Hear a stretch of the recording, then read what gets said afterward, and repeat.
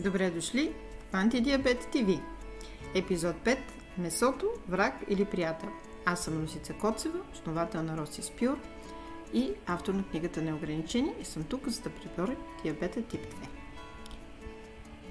Спонсор на предаването е Rosys Pure, неограничените възможности на живота без глутен и захар. Знаете ли, че 1/3 от хората с инсулинова резистентност и диабет също развиват подагра? Това се случва, защото инсулин намалява отделянето на пикошна киселина чрез бъбреците, което води до повишаване на нивата на пикошната киселина в кръвта.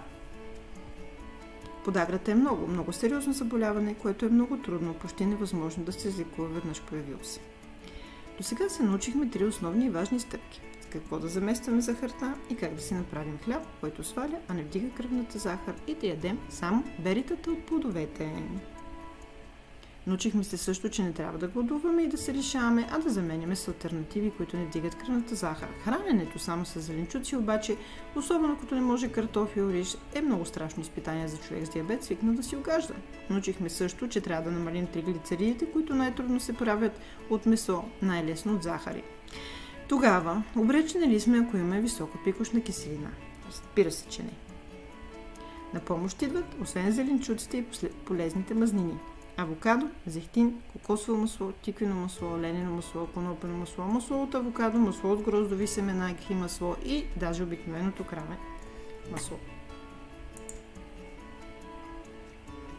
Кето режимът е много популярен в последните няколко години, защото с него бързо се свалят и килограми и най-вече кръвна захар. Защо обаче не ви казвам да тръгнете и вие по този път?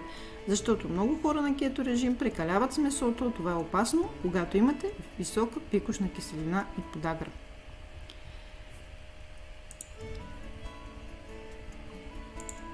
Когато имате подагра или висока пикошна киселина, трябва да избягвате месото. Но как тогава ще се засищате? Просто ще преработим кето режима, ще си държим въглехидратите ниско, няма да ядем всички протеини от месо и ще пием вода с лимон. Какво значи цялата тази математика на практика? Означава, че ще набавяме протеини от източници, които нямат пурин, като тиквено семе, конопе, яйца, бадеми, чии семена. Ограничаваме месото до 120 грама на едно хранене.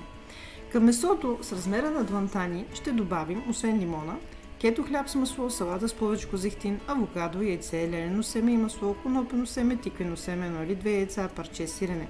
Сега вече не изглежда толкова страшно, нали? Да не забравяме чашата вода с лимон. Не всички меса са равни. При висока пикошна киселина не трябва да докосвате дреболи, каранти, бира и твърд алкохол. За захарите и глутена вече се разбрахме. Трябва да избягвате червеното месо. Пилешкото, пуешкото и рибата са най-безопасни, но не са идеални. Затова не повече от размера на длънта ви и не забравяйте лимона. Чиста водица, бистра главица, казват в България. Млечните продукти всъщност работят срещу пурина, но за съжаление работят за лошия холестерол също, а той не е ваш приятел. Месото го ограничете до 120 грама на хранене, а млечните до 50 грама. Ако се храните на 4 часа и не пропускате закуската, ще се засищате с по-малко и ще го забележите още след няколко дена. Закуската не може да е баничка или круасан. В повече детайли ще продължим в следващия епизод, а сега подарък за вас 10% отстъпка от бисквитките за чизкейк на Rosys Pure и рецепта за кето рафаело без печене и сам с 3 съставки. Кодът е CBD15.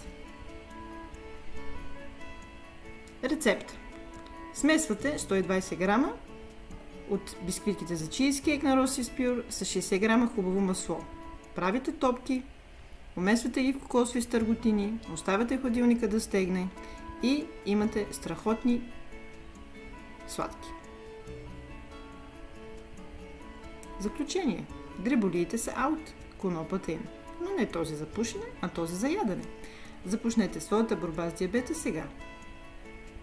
Предаването не замества лекарския съвет. Не правете нищо, без да се консултирате с вашия лекар. Медицината и храненето вървят ръка в ръка. Благодаря, че гледахте. Не забравяйте да харесвате и да коментирате, така подкрепяте автора. Абонирайте се, за да продължава да са безплатни предаванията. Споделете с всеки, който има инсулинова резистентност и диабет. Това беше Антидиабет ТВ. С мен Русица Коцева. До следващия път.